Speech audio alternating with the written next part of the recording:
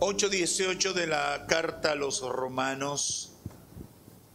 Pues tengo por cierto que las aflicciones del tiempo presente no son comparables con la gloria venidera que en nosotros ha de manifestarse. Amén. Pueden tomar asiento.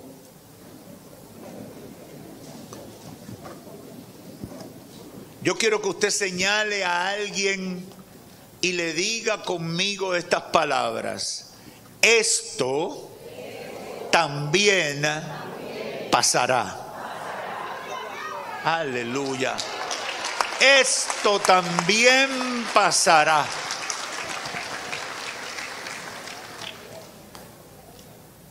Muchas veces nos agobiamos por los procesos que pasan en nuestro país. He escuchado a gente muy preocupada, muy atormentada cuando dice, yo no sé, esto nada más pasa en este lugar, esto nada más pasa en mi país, etcétera. También nos agobiamos cuando pensamos en las cosas que pasan en el mundo y decimos, óyeme, pero este mundo está patas arriba. Yo hice un comentario en una de las cuentas de redes sociales esta semana que yo decía, el mundo está loco. Y lo hice de esa manera porque un movimiento violento y tan terrible como Black Lives Matter lo nominaron al Premio Nobel de la Paz. ¿Usted se imagina que al diablo lo premian en el cielo? Eso es eso. Es una diferencia, una cosa tan contradictoria como esa, es eso. Y cuando escuchamos cosas como esa nos agobia, nos sentimos mal. Pensamos que las cosas van de mal en peor y no hay razón para tener esperanza. De repente, a veces las cosas se ponen tan difíciles que uno piensa que todo va a colapsar y que uno junto a su familia colapsará con todo lo demás. En estos días he conocido casos de hermanos de los Estados Unidos que por las primeras 10 medidas del nuevo presidente norteamericano dicen, ayúdenme a buscar casa en mi país que me voy para allá porque aquí esto se dañó. Expresiones como esa, frustración en la gente. Recuerdo que a principios de los años 90, cuando la guerra del Golfo Pérsico y la escasez de muchos productos, comenzando con los combustibles, yo sé que los más jóvenes no se recuerdan de eso porque probablemente no habían nacido, pero en ese tiempo aquí en la República Dominicana teníamos que hacer largas filas, colas de varios días para conseguir echar unos galones de gasolina en los vehículos. Y luego, en el caso de nosotros, íbamos con esos vehículos, le sacábamos la gasolina para echársela a la planta de la emisora. Y volvíamos a hacer cola para conseguir un poquito de gasolina. En ese tiempo, mucha gente se fue del país, principios de los años 90. Llegué a viajar varias veces y en los aviones escuchaba a muchos decir, no volveré hasta que pase todo esto, aunque tenga que esperar 20 años. No se veía el final de la crisis, una crisis que no dependía de nosotros, era una crisis por la guerra del Golfo. Por la guerra ya tratando de hacer que los ejércitos de Irak salieran o no entraran en Kuwait. Pero todo el mundo estaba sufriendo los efectos de ese conflicto bélico. No se veía el final de la crisis. En ese momento el mundo estaba impactado negativamente y nosotros los dominicanos también lo sufríamos, aunque estábamos lejos del conflicto o donde se estaba desarrollando el conflicto. Era un conflicto que no lo provocamos. Era un conflicto que no podíamos terminarlo nosotros. Lo único que podíamos hacer era esperar. Esperar que pasara. Eso puede pasarnos, hermanos, en diferentes épocas, momentos, situaciones, en lo político y en lo económico, a nivel local o internacional. Pueden pasarnos experiencias, sufrir los efectos de situaciones que traen desesperanza. Hoy estamos frente a un mundo que parece que se rebela contra todo lo bueno. Hoy estamos frente a una sociedad que parece que está empeñada en hacer lo contrario a lo correcto. Y perdemos la esperanza. Yo y mi esposa tenemos una expresión que cuando vemos esas cosas, nos vemos la cara y la decimos. Decimos, ay, mis nietos. No lo tenemos todavía, pero ya estamos sufriendo por ellos. ¿Usted sabe por qué? Porque uno está pensando en lo que va a pasar, en lo que será de las próximas generaciones. Ese sentimiento de pérdida de la esperanza, de frustración ante la imposibilidad de cambiar el rumbo de las cosas, de solucionar o hacer algo que pueda ayudar a solucionar la mala situación que hay en tantos aspectos de la vida, comenzando con los aspectos morales y espirituales. Hoy, con la ayuda del Espíritu Santo, quiero que reflexionemos y recordemos que algunos eventos dentro de la historia bíblica y la historia de la humanidad en general, reflexionemos en ellos para entender lo que el Espíritu Santo ha puesto en mi corazón. Los procesos dolorosos de la vida no son eternos. Las tribulaciones no son eternas. El triunfo de los malos no será para siempre, sino que eso también pasará. Va a pasar. ¿Y qué más? Que va a pasar y Dios será glorificado. Yo no sé si hay gente aquí que piensa como yo. Va a pasar y Dios será glorificado.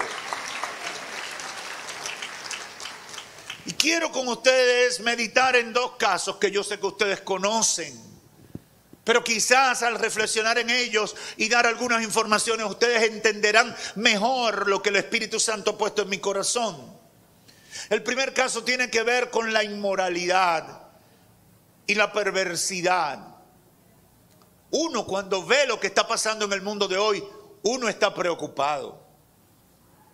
Uno se preocupa. Uno se siente mal. Esto es algo que nos desespera. Pero, por ejemplo, tenemos una referencia bíblica en Génesis capítulo 19 de dos ciudades de la llanura del Jordán llamadas Sodoma y Gomorra, que según los historiadores existieron hacia el siglo XXI antes de Cristo. ¿Escuchó bien? Siglo XXI antes de Cristo. ¿En qué siglo estamos? Siglo XXI después de Cristo. ¿Cuánto hace?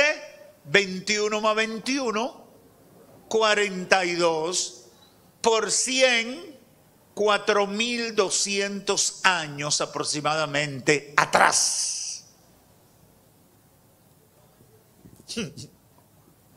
Algunos dirán, pastor, yo no sabía que eso era tan lejos. 4.200 años, Sodoma y Gomorra. ¿Por qué se destacaron Sodoma y Gomorra? Por la corrupción moral,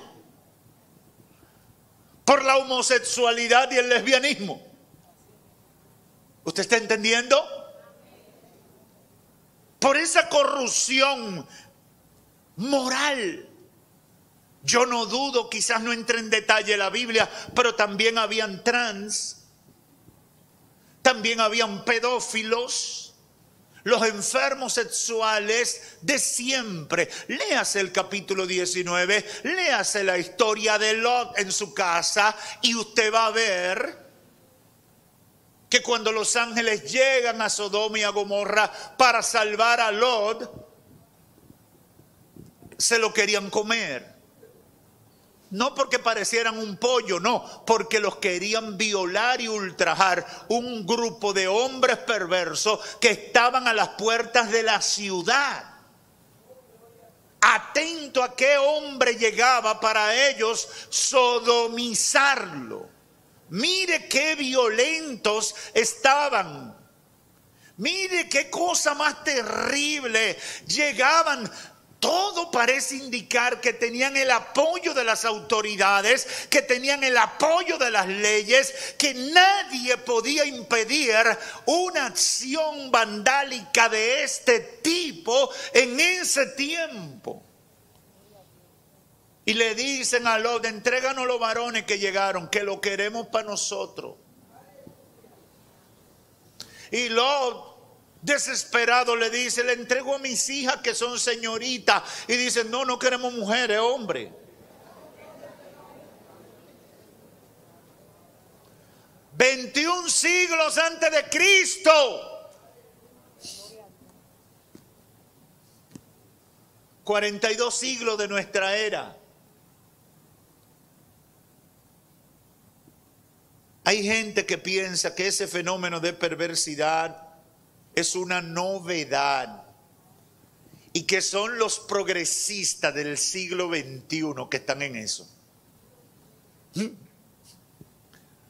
Cuando alguien le venga diciendo: no, es que estamos en tiempos modernos, digo: varón, usted se quedó atrás. Dígale: eso es más viejo que Matusalén casi. 41 siglos atrás, 42 siglos atrás. ¿De qué tú me estás hablando de progreso, de modernidad? Están practicando una barbaridad que tiene, por lo menos de acuerdo a la referencia bíblica, 4200 años de viejo.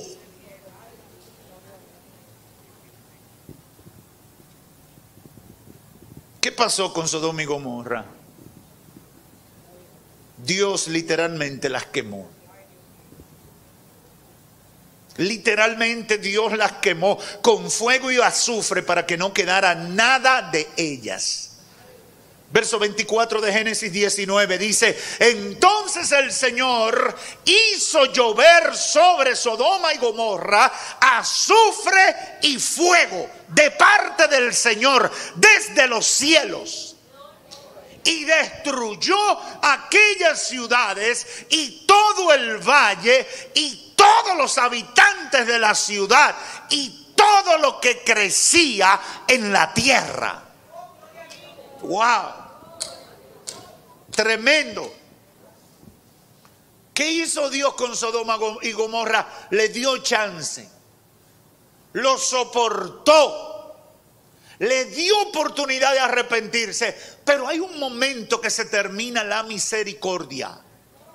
Yo insisto mucho con eso porque la gente cree que Dios lo va a esperar siempre o que Dios lo soportará por siempre. No, hay un tope donde se termina la misericordia y nosotros no sabemos dónde está. Y eso haga la aplicación a nivel individual y colectivo. Hay gente que se pasan 20 años jugando con Dios. Hay gente que se pasan 30 años jugando con Dios. Y el día primero del año 31 no se dan cuenta que ese día ya se le acabó la misericordia y la ira de Dios los va a alcanzar. Hay otros que Dios nada más le da un día de misericordia y en el número 2 le aplica la ley. Y algunos de esos que defienden los derechos hoy dirán: esto es injusto. Lo voy a llevar al Tribunal de los Derechos Humanos porque Dios le dio 30 años de misericordia a uno y al otro le dio 1. Yo te voy a decir algo: la misericordia es un favor no merecido y Dios lo da como a Él le da la gana y tú no tienes derecho a protestar. Un favor no merecido. Dios no está obligado a tener misericordia de nosotros, pero Él lo hace. Pero nosotros no podemos reclamarle una u otra cantidad de misericordia. Tenemos simplemente que aceptarlo. Sodoma y Gomorra pasaron y Dios resolvió ese problema, lo resolvió en un rato. Hay gente que dice hoy, no, lo que pasa es que la temperatura estaba muy caliente y esa tierra por ahí hay mucho petróleo y entonces subieron los gases y el azufre. Y le dan toda la explicación del mundo, pero fue cuando Dios dijo, fuego, fuego, y no subió de la tierra. Porque la Biblia cuida los detalles. Dice, llovió fuego del cielo. Sodoma y Gomorra pasaron. ¿Y qué significa eso, pastor? Que esto también pasará. Yo no sé si alguien se llena de gozo por eso. Eso va a pasar. Segundo caso, el castigo de Dios para Israel y Judá al llevarlo cautivo a Babilonia. Es un hecho bíblico donde mucho del texto bíblico del Antiguo Testamento hace referencia a eso. Creo que uno de los grandes retos que tenemos como cristianos es conocer la historia del Antiguo Testamento y entenderlo en el contexto histórico para ver en qué momento actúan los profetas y cuáles son los momentos históricos en que Dios lo está usando de la manera que lo está usando, porque nos ayuda a entender el ministerio profético en el tiempo que estamos viviendo. Y bueno, Jeremías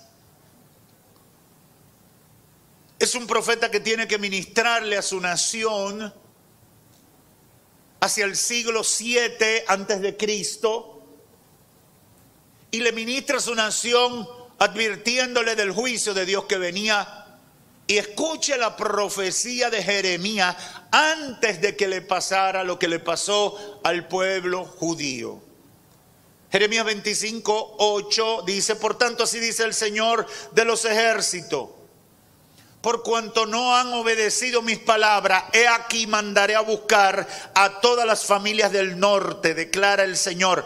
Y a Nabucodonosor, rey de Babilonia, siervo mío, lo traeré contra esta tierra, contra sus habitantes, contra todas estas naciones de alrededor. Los voy a destruir por completo y los haré objeto de horror, de burla y de eterna desolación. Y haré cesar de ellos la voz de gozo y la voz de alegría, la voz del novio y la voz de la novia, el sonido de las piedras de molino y la luz de la lámpara. Toda esta tierra será desolada y horror, y estas naciones servirán como esclavos al rey de Babilonia por 70 años. ¡Qué profecía! ¡Qué cosa más terrible! Dios decirle a su pueblo, por su pecado le voy a dar un castigo, pero no cualquier castigo. 70 años estarán sufriendo. En 2 o 3 etapas, los judíos fueron llevados como presos, como cautivos a Babilonia, y tuvieron que vivir en las afueras de Babilonia como indigentes. En la segunda etapa de los exilios hacia Babilonia se llevaron al profeta Ezequiel. Y el profeta Ezequiel desarrolla su ministerio en ese contexto, desde las afueras, viviendo ahí. Y por eso encontramos esa profecía de Ezequiel 37 tan famosa, cuando Ezequiel le habla a los huesos secos. Dios le muestra que su pueblo estaban como un valle de huesos secos. ¿Por qué? Porque espiritualmente estaban postrados, prácticamente muertos, porque estaban sufriendo la cosecha de sus pecados. Una de las cosas terribles que pasó durante ese proceso del exilio babilónico es que el pueblo de Dios se desanimaba y casi nadie quería dar palabra, no aparecía ánimo dentro del pueblo. ¿Por qué? Porque era un dolor terrible. Los babilonios, con toda su mezcla de maldad recogida de los asirios, de los persas y todo ese tipo de pueblos que eran sanguinarios y terribles, toda esa maldad se le estaban aplicando al pueblo de Dios. Por eso es que usted encuentra a Habacuc en su momento, que también tuvo un tiempo al mismo, parte de su ministerio en ese tiempo, que Habacuc le dice a Dios en una de sus reflexiones: Señor, ¿hasta cuándo será esto? Señor, ¿cuándo terminará esta tribulación? Y los conflictos de Habacuc era que él no podía entender que la ira de Dios fuera tan fuerte contra el pueblo que Dios se había identificado, pero era por causa del pecado.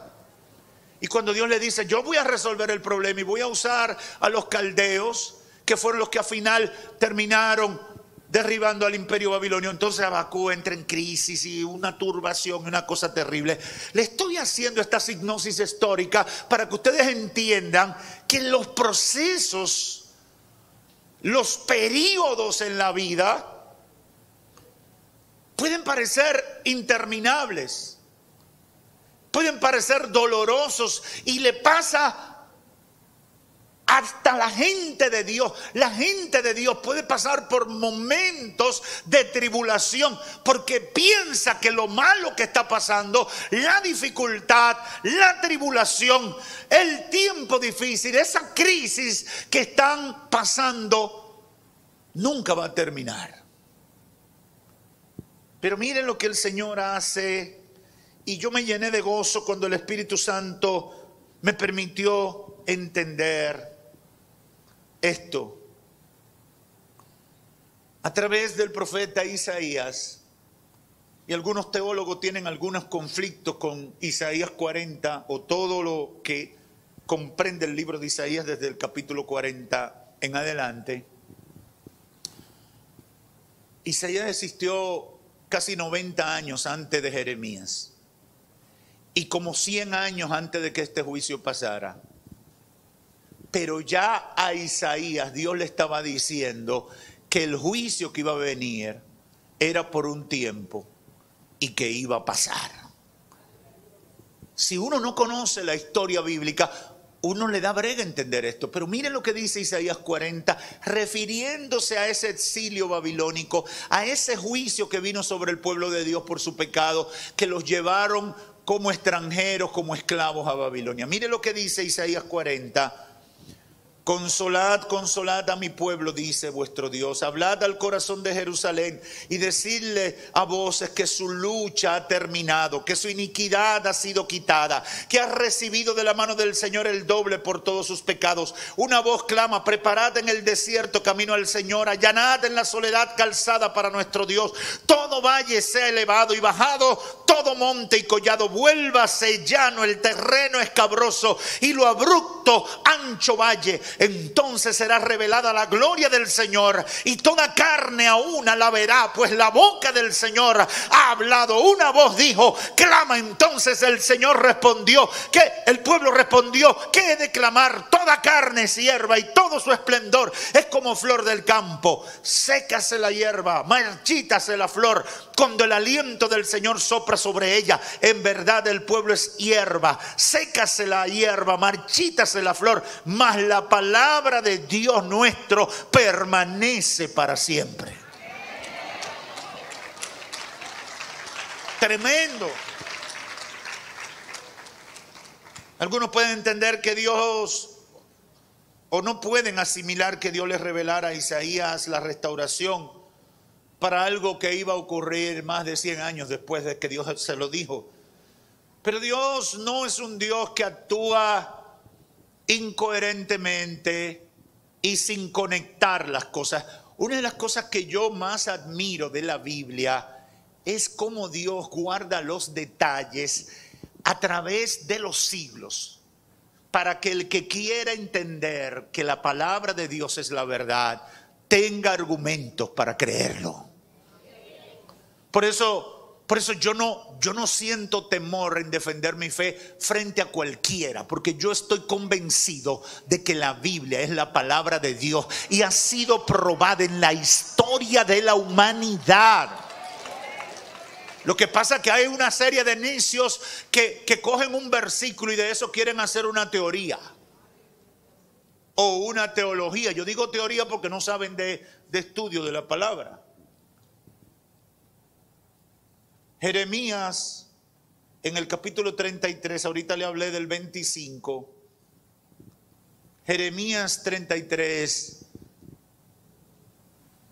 Jeremías, el hombre al que Dios le dice que iba a mandar un castigo de 70 años y que vivió parte de ese castigo, Dios también le da la palabra de restauración para el pueblo y diciéndole que va a ser por un tiempo y que Él va a resolver ese problema.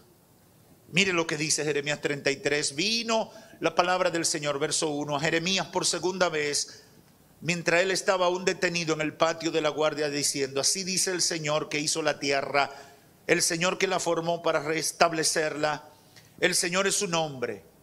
Clama a mí y yo te responderé y te revelaré cosas grandes e inaccesibles que tú no conoces. Para mí ese es uno de los versos más profundos de la palabra de Dios, porque Dios le está diciendo a la gente a través del profeta: ustedes no tienen idea de lo que yo sé. Ustedes no tienen idea de lo que es mi poder. Clama a mí y yo te responderé y te revelaré cosas grandes y ocultas que tú no conoces.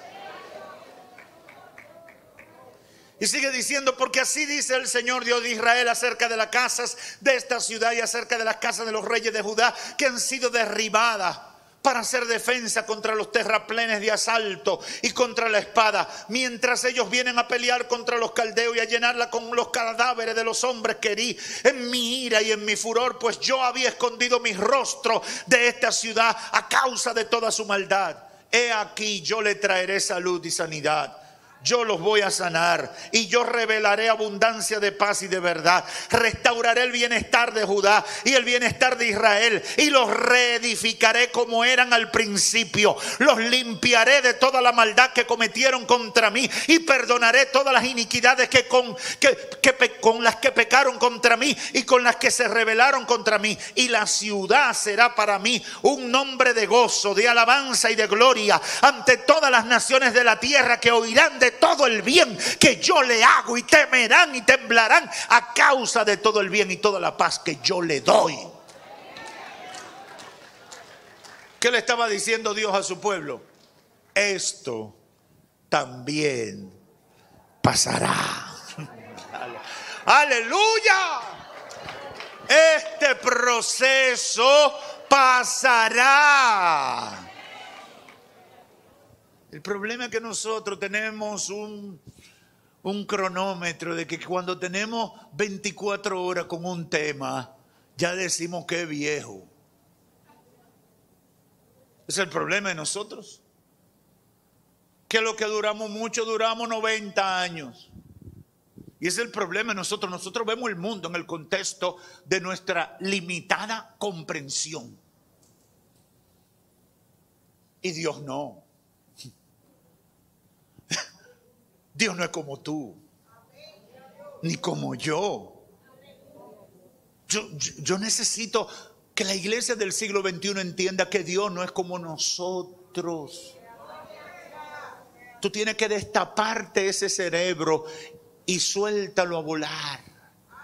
Y cuando se eleve y se eleve y se eleve, quizás tú entiendas un poquito de lo que Dios es y de lo que Dios ha sido en su trato con la humanidad. Esa es la realidad. Esa es la realidad. ¿Qué le estaba diciendo Dios al pueblo a través de Jeremías? Los voy a castigar 70 años, pero eso va a pasar porque yo soy Jehová, el Dios de todos los tiempos y el Dios de las segundas oportunidades. Eso me lleva a dos conclusiones fundamentales que quiero dejar en la mente y el corazón de todos ustedes. Porque es lo que el Espíritu Santo ha ministrado a mi espíritu como palabra oportuna para todo el pueblo que me puede escuchar. En primer lugar, no podemos frustrarnos por el aumento de la maldad, ni por el tiempo que ha durado el proceso. Dios tiene el control en todas las cosas. Lo que he hecho un ejercicio para sacarte del limitado conocimiento de Dios que realmente tenemos. Porque ese limitado conocimiento es que nos lleva a perder la fe. Ese limitado conocimiento que nos hace pensar como que Dios no tiene control de lo que está pasando, porque creemos que el problemita que tiene 2 o 3 años, ya aquí se acabó todo y con esto terminó todo. No podemos frustrarnos por el aumento de la maldad o por el tiempo que ha durado el proceso. Dios tiene el control de todas las cosas. Y como antes lo hizo, lo hará otra vez. Yo dije, si yo fuera tú, dijera un amén con más gozo, con más alegría. No te desanimes. Esta es la palabra que he recibido de parte de Dios para este pueblo. No te desanimes. Esto también va a pasar y Dios será glorificado. Aleluya. Aleluya. Si le sirve a Dios, no te ahogues en el momento. Hay espacio para que la gloria se manifieste. Hay espacio para que Dios sea glorificado. Hablaba esta mañana de la carta a los Filipenses y Pablo estaba preso en Roma en un limbo jurídico. Y me gusta una palabra que tiene, ahora olvidé el verso, creo que es el 19 o 20, capítulo 1 de Filipenses.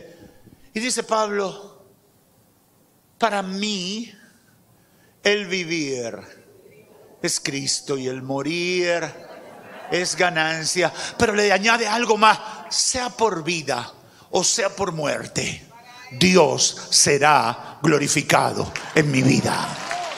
¡Aleluya! ¡Aleluya! No me importan los rugidos del diablo. Dios será glorificado. No me importa la oposición que se levante contra la iglesia. Dios será glorificado. No me importa que los malos parezcan la mayoría. Dios será glorificado. Oh, gloria a Dios. Aleluya. Oh, Jesus. Oh, Jesus. Oh. Estoy aquí en el nombre del Señor para decirte, no permitas que el diablo te venza en la víspera. No lo permitas en el nombre de Cristo Jesús. No permitas que el diablo te venza en la víspera. Oh. No permita que las aflicciones del tiempo presente, que son insignificantes frente a lo que viene, te saque del propósito.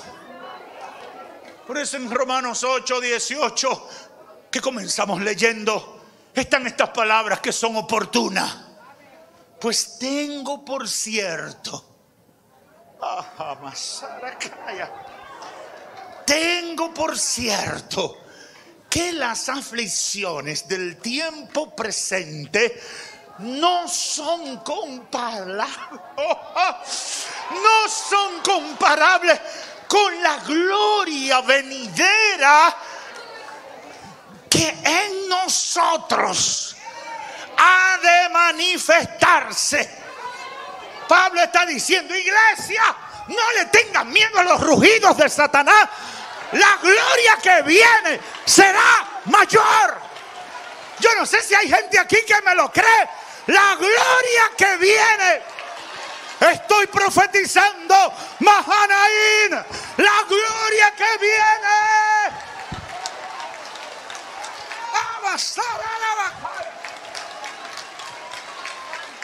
Será mayor. Yo no sé a quién tú te atreves a señalar. Busca testigo y señálalo. Dile, la gloria que se manifestará en mi vida será mayor.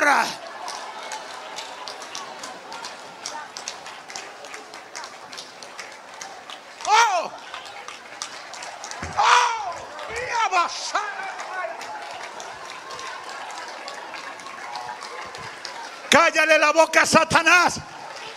Cállale la boca a los críticos del evangelio. Cállale la boca a los principados.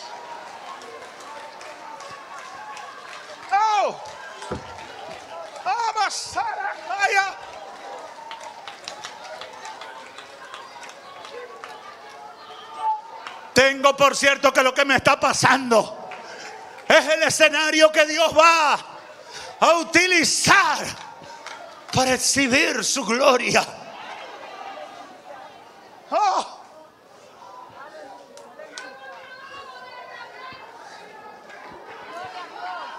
Díganle que no. Díganle que no a esa pelota.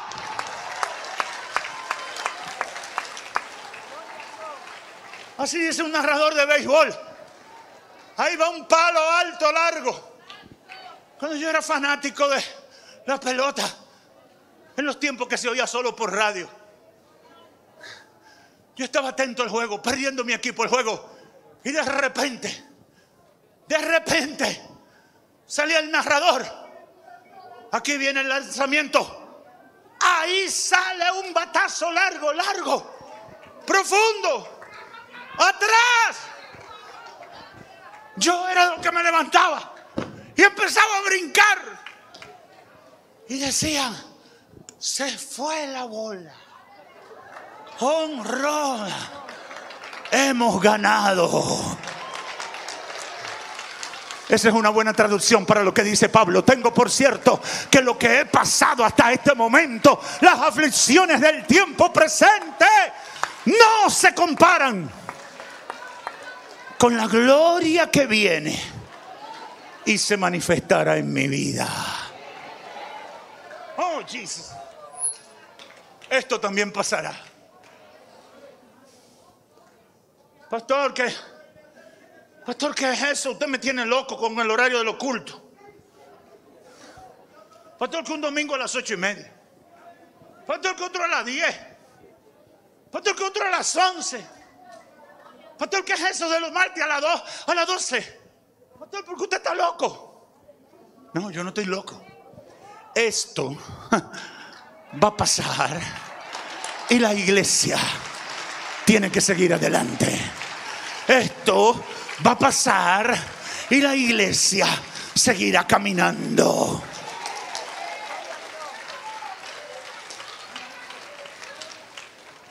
Toda la dificultad que estamos viendo hoy nos servirá de referencia para darle la gloria a Dios por la victoria.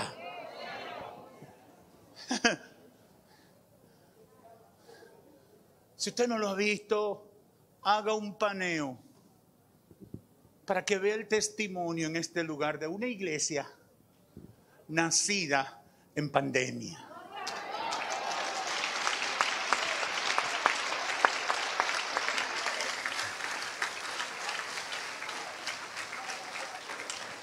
Tengo por cierto que las aflicciones del tiempo presente no se comparan con la gloria venidera que en nosotros ha de manifestarse. Y cierro con el verso 19. Porque el anhelo ardiente de la creación, oh, gloria a Dios, El anhelo ardiente de la creación es el aguardar, esperar, ser testigo de la manifestación de los hijos de Dios.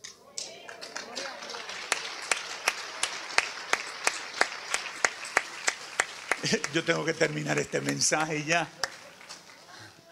Pero eso da para arrancar otra vez.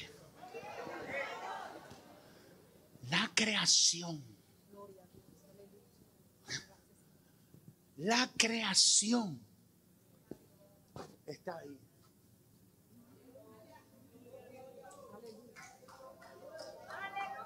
¿Y qué espera la creación?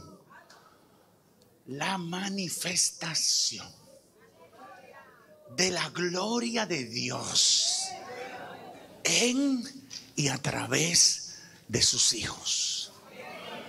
Yo no sé tú, pero yo estoy listo para que Dios exhiba su gloria a través de mi vida. ¿Habrá alguien aquí que me acompañe en ese deseo?